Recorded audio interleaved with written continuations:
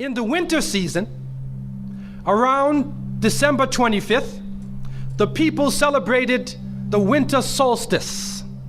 And so the winter solstice would come about somewhere from December 21st all the way to around January 6th or so.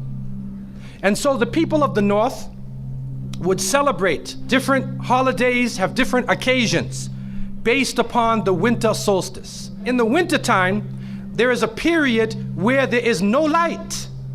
You are literally in darkness 24 hours of the day. And this stretches for a period of time. Now, could you imagine if you're living in Alaska or living in Canada or living in Norway and you don't have central heating and the cold is outside, it's darkness around you. People are dying from disease. It's a terrible time, and every family would probably lose somebody, or they would know of somebody dying from the cold and disease during that season. This is the winter solstice. And so when the sun starts to come out, the people now are looking at the sun as a life-giving force.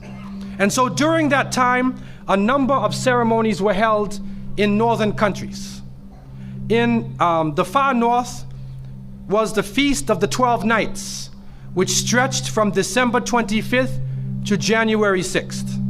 Also in ancient Greece, there was the Bacchanalia, which was held for their god Bacchus, the god of wine and sport and play. The Romans had the Saturnalia for their god Saturn, their main sun god Saturn. And so you find during these times that the people held ceremonies in the north. They would burn bonfires. The light was important, the fire, because the fire represents the light, the life-giving force for those who worship nature. Also in the north, they recognized that there was one tree that despite the cold would still remain alive, the evergreen tree, the fir tree.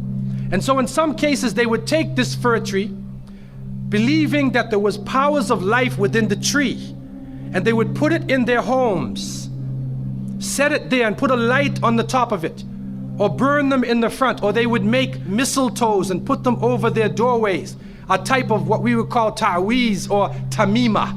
It is an amulet. And they would hang the amulet over their doors, hang the amulets in their home, hoping that this fir tree, that this so-called life-giving force would protect them from the danger of the winter. And so their ceremonies developed around this. And this went on for hundreds of years. We also find in the ancient northern countries, and the Druids of the north, they carried out special ceremonies surrounding the mistletoe and surrounding the fir tree and the beliefs, and they would meet within circular areas. And they had a secretive cult that spread throughout the far northern countries. One of the interesting individuals, and you can look this up if you can find it in the dictionaries or encyclopedias, is a man called Mithra or Mithras. This is a very mysterious character. And when you look at history, you find that this individual called Mithra was born on December 25th. His day of the week was the 7th day of the week, that we still call Sunday. He was supposed to be the son of the sun god himself, and they had a special sacrament made up of bread and wine, and they would make this drink during this time, and supposedly he died for the sins of the people. Sounds familiar, doesn't it? But when you try to find Mithra or Mithras in the encyclopedias, they, through state intervention, erased the name. Why is this? That is because after the time of Jesus, Isa alayhi salam, when the message began to spread and they went north, and you'll see within historical writings that Barnabas, one of his disciples, met a man named Saul or Paul, who later called himself Paul. Paul said he saw Jesus on the Damascus road, and he went to the disciples, but the disciples turned against Paul. Only Barnabas stayed with him. But when Paul and Barnabas went into Greece, Barnabas left him. Now, what is the reason why they all left him? What are the concepts coming through Paul? Many people say, well, they left him because he was Saul before and he used to torture the early followers of Isa alayhi salam. But also you can see, and if you look at present day Christianity, that most of the concepts of the Trinity, of the blood sacrifice, the original sin, and most of the concepts which relate to more than one God are coming through Paul. The preachers are quoting Paul sometime more than Jesus during their sermons. And so Barnabas left Paul. And somewhere in the early days, in Rome or Greece, somewhere in that area, those missionaries who were teaching the teachings of Jesus, Isa alayhi salam, met with this force coming from the north. And so you will see in ancient Roman history that in some cases the Roman emperor would go out to the Colosseum and the gladiators would be fighting each other and everybody's cheering for the gladiators. Sounds like one of our football games. They would go to the Colosseum, right? And the gladiators would fight. And then if one of the gladiators was down, and they would look at the emperor, should I kill him or not? And if he wanted to kill him, he would say, he would go like that, right? You know, that sign down. If he said keep him alive, he goes like this. You know how we use it today? Yes. Okay? He gives that sign. Okay? One of the terrible things happening during these rituals at the Colosseum is that they would bring the Christians out, literally men, women, and children, and feed them to hungry animals. They would take a hyena or a wolf or a lion and get it hungry and crazy and beat it and throw raw meat at it and then send it out on the people, and they would literally cheer and watch as the animal ripped the bodies apart. This is a terrible culture. Tear the bodies apart. And so somewhere along the line, somebody who couldn't take the torture, who felt that maybe we can win these people over, made a compromise. And you start to see changes going on from the early part of the Christian era in Southern Europe, where the major ceremonies held by the nature worshiping people are combined with Christian names and Christian ceremonies, and therefore what comes forth to us is a mixture with the two streams coming together, where you get a monotheistic name or a monotheistic character with a pagan ceremony. And so the mixture of this together is what is giving us the present day holidays that we see. Number one, we understand that Isa alayhi salam, according to the different reports of the different scholars in many religions, he was not born in the cold weather. History shows us that he was born during the warm weather. Even in the Christian traditions, they have the belief that the shepherds were tending their flocks outside. And in Palestine, you cannot keep your flocks outside. In the wintertime, in the evening, you bring them in because it's cool at night. And so it was the warm weather. It was also the time of the taxes in the north. In the story coming in the Quran, when we see the mention in chapter 19 in verses 24 to 25, and we see the mention of the story of Mary, because it is the belief of the Muslims that Maryam, may Allah be pleased with her, was a virgin, and she had dedicated her life to the worship of one God, prayer and fasting, and by the power of Allah, that the Creator breathed His Spirit into her, and she conceived Jesus. He said, be, and it is. She conceived Jesus, Isa alayhi salam, without a father, without a man. That is a belief of Islam.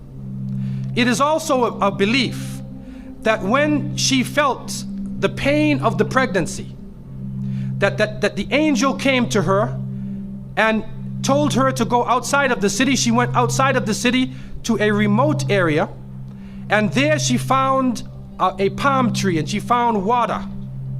And it was speaking about rutub, janniya. It was speaking about a type of rutub, or a type of dates.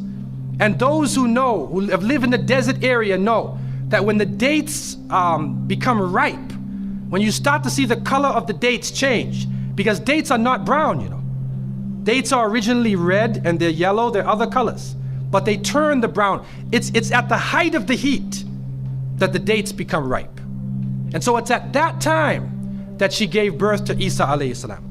So from different points of view, different historical points of view and different religions, we understand that Isa alayhi salam was not born during the winter season. He was born in the warm weather. So who was it that was born in the winter season? What is that? Who is that character now? Let us become detectives and try to find out the answer to this problem. Number one, you have to understand this concept of Saturn, the concept of Bacchus. When they are portrayed by the different artists who drew pictures of them or the sculptures, they're usually portrayed as a heavy-set man with a white beard. And when in the Sistine Chapel, Michelangelo drew his picture, you could see the long flowing beard, and there are actually pictures of this man on a sled being drawn by snakes with wings. Snakes with wings. Snakes do not normally fly. But in this case, the snakes have wings, and the heavy-set man is on his sled being drawn by these flying animals. Sound familiar to you now, doesn't it? He's being drawn by the flying animals. He's performing miracles. He's coming out on December 25th, which is not the birthday of Isa alayhi salam, has nothing to do with Christianity. It is the time of the Bacchanalia and the Saturnalia, and he is representing riotous fun, drunken revelry.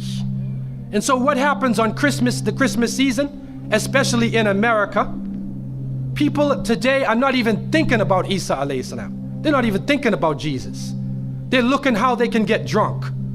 On Christmas, what is going on? In the Caribbean and many parts, if they offer you a Christmas pudding or Christmas pie or Christmas drink, watch out. Because it's probably laced with rum or wine. That's the spirit of the season. Now, this riotous occasion that was going on went so far that the Christian church banned it.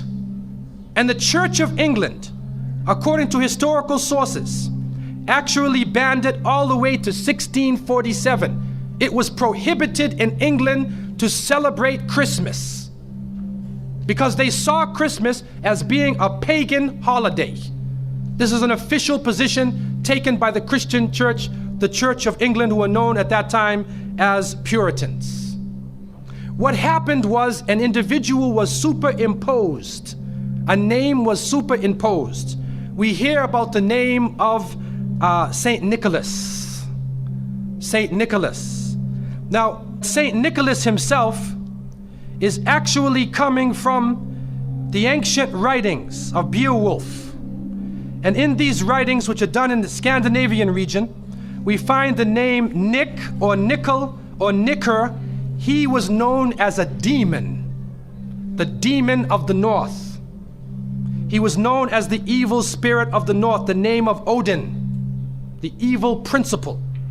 And so in Germany and in many of the northern countries, the people actually looked upon this so-called Saint Nick as being an evil force, and they would tell their children in the wintertime, don't go outside, because if you do, Nicholas will come along, Nickel will come along, he'll capture you, put you in his bag, and take you away.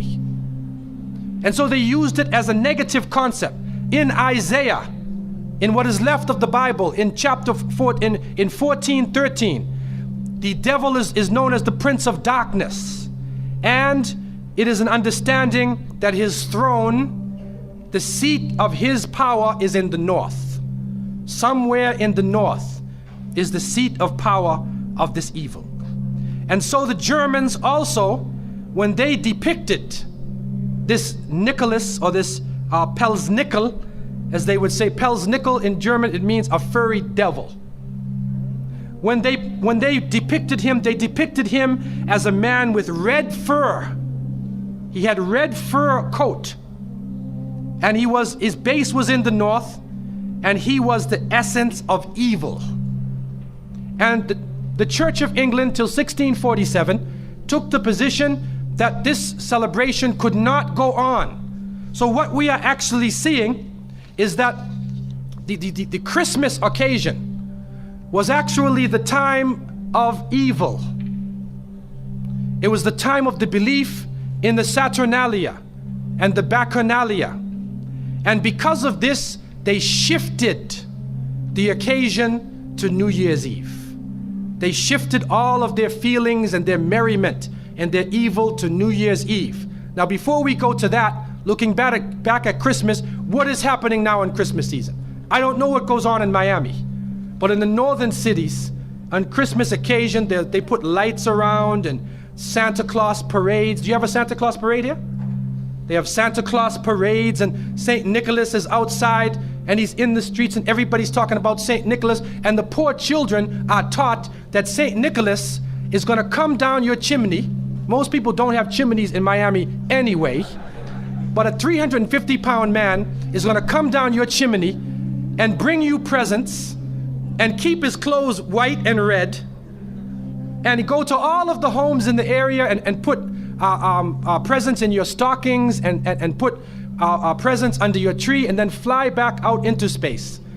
And the father, the poor father who sweat and toiled all year to get you the presents, gets no credit for the present given to the child.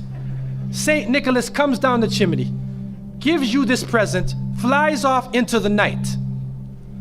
And many of us were raised thinking, believing in this. Some of us would sneak into the night and look and see our father putting the present under the tree. We knew what he was doing anyway. But you went along with it, and the people say, well, you know, it's Christmas. Don't you like to have fun? You want to stop the children from having fun? What kind of people are you? But what are you teaching the children? You are using the name of Jesus, using the name of Isa alayhi salam, and you are using a figure who historically is the devil. The devil himself, wal-iyadhu billah. They are using his figure, and he has now taken over the Christmas season. Christmas now to most people means materialism. You have to buy presents for your cousins and your friends, and you got to buy about 34 presents. And you find that most American people are in debt for 6 months after Christmas. Now, where is Jesus? You get drunk, you fight, you lose all your money, the stores raise their prices. Isa alayhi salam is described as a very humble person. Most of the time he didn't wear shoes, only 1 or 2 changes of clothing. A very simple person, eating very simple food, fasting most of the time. You see what is going on? There are 2 streams now, a stream of polytheism, a stream of monotheism, and now the polytheism, the materialism, is overtaking the monotheism and standing in the way and taking over our society. And some foolish Muslims coming along from outside of in their country say, well, I just want to be an American. I want a tree too. So I said, one of the brothers said he had a Christmas tree in his house. He came for, I said, brother, do you know what the tree stands for? He said, no. Okay, I'll get a palm tree with dates. I'll make it halal, a halal Christmas tree. But brother, you have to understand what it means. You have to understand what it means. Number one, the Prophet ﷺ, when he spoke about, he talked about ar-ruqya, wa tama'im, wa tiwala. He said all of these things are shirk. That if you hang amulets thinking that this ta'weez or this amulet is going to protect you from something, then you are actually giving power to the creation of Allah and taking it away from the Creator. If you think that by making some spells, going to a magician and asking them to put a spell on someone, you want to get married. So you go to the Sahir and say, put a spell on Ali, I want to marry him. Put a spell on Zainab. What kind of marriage are you going to have if you go to the magician? And so the Prophet, peace be upon him, named all of these things, the superstitions, the amulets, all of these type of things are the other stream which goes away from monotheism, from the belief in one God, and takes you into another religion.